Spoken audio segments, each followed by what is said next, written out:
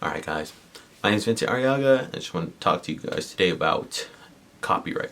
So, copyright in the literal definition straight from Google, definition.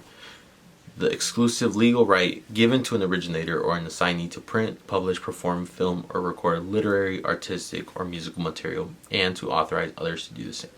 So, the reason why it's important to actually notice that this is actually something that is very important is because obviously not everybody's an artist, but when you actually want to think about like work that you have put your heart and soul into, somebody else just takes it and they're like, yeah, I did that.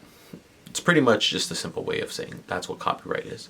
So it's important to actually understand the ways that it is actually like what actually consists of copyright and what can be seen as the proper ways to go about it, because there's a couple different things, so we're going to get into that. There's three main things that actually show up as, I guess, the main ways, obviously, like I said. So one is originality, two is fixity, and then three is minimal creativity. So when it comes to originality, from the book, it straight up says the work must be an original creation. This can actually be a little bit confusing because it is able to be changed. And the reason why I say that is because obviously people take inspiration from other people's work. So it can be an adaptation or a transformation of previous work, and that itself can be copyrighted, which actually makes things a little bit more confusing. And that's why there's a lot of legal battles. Like, sometimes, for instance, music is a very big one that usually ends up happening and getting in lawsuits. A main example is Katy Perry with Dark Horse, huge hit from like 2014 2015 timeframe. But recently there was actually been a couple lawsuits because of a rap group named Joyful Noise that actually took her to court because they made a song with the same beats or something of that nature, and pretty much was a long legal battle. So it is very iffy on what is actually considered copyrightable or how original things are, because of how things move left and right. What is actually considered yours or theirs, things just constantly change.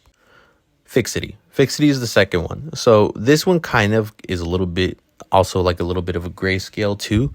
It's not black and white, but pretty much it has to be able to be stored. So the example that is written in the book is an unrecorded speech cannot be copyrighted. However, once the speech is written down or videotaped, it can be copyrighted.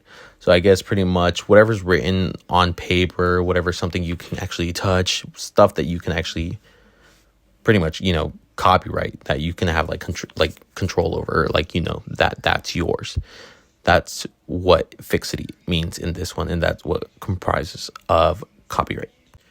So this third one is minimal creativity. The reason why this one is a little bit also confusing is because one person could actually put as much effort as they feel like is worth in their work. So you could you could have worked on a project for like 3 years because how much work you put into that.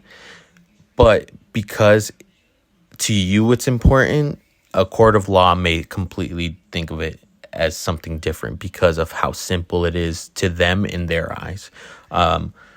Lawyers always kind of fight. Obviously, they fight for the person they're fighting for. But lawyers and judges always have to see how much effort is put into it, and that's what pretty much makes it able to be decided on.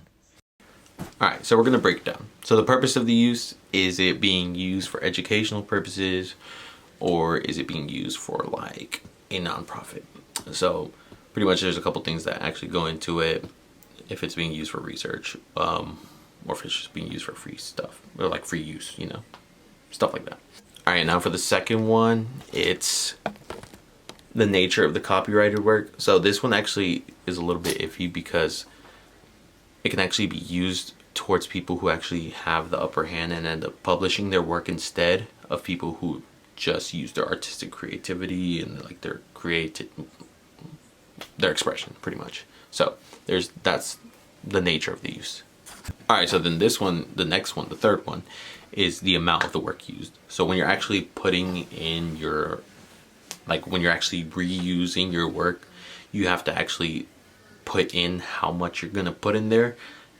You cite your sources, obviously. That's like that's a main thing of what you use. You're always putting in whatever work that you're using that you got inspiration from something else, or that you used it from something else. You're trying to help the person that you got your work from, and you're letting them know that you don't want to screw them over. You're actually crediting them. So that's a couple things that actually comes with how much work is used, because if you use all of it, then you're pretty much just copying it. All right, and then for the last one, it is the market effect. So this one actually affects people the most, from my opinion, I guess I could say, is because if you affect the whole overall product, it actually kind of screws everything up, if that makes sense. So the way that I'm trying to describe it is, you could put something out and it samples something completely different, but then you turn it into something different. It could end up screwing up the original product, and then you look like you're making the original person look bad. So that's why it's a little bit iffy about how you use it, because of what the effects could happen, the butterfly effect pretty much. So in order to actually kind of avoid this, obviously you want to use permission from the people that you're actually being inspired by, people that you're actually trying to help, or you're trying to get your point across by using somebody else's work and helping you out. So these are actually called permissions. A little bit of like examples of like how I've used permissions or how I've been copyrighted before. I took a video of a vinyl that I was using, and I was like, oh, let me put this on Twitter. This is actually really, like, I love this song. And then come to find out later, I got taken down for copyright. I wasn't claiming it, but that's why you have to put in whatever you're using, that you're not using it as your own. You're using it for like expression, or like you're not claiming it. I still don't understand why to this day, but I guess, you know, it is what it is. So that's just a gist of what copyright actually entails. There is a lot more that actually comes with copyright. Whole lot of legal jargon, legal stuff in general. I tend to put my inspiration whenever I use something. Whenever it comes to my photography, that's the main way that I like let people know, hey, this isn't completely my full idea.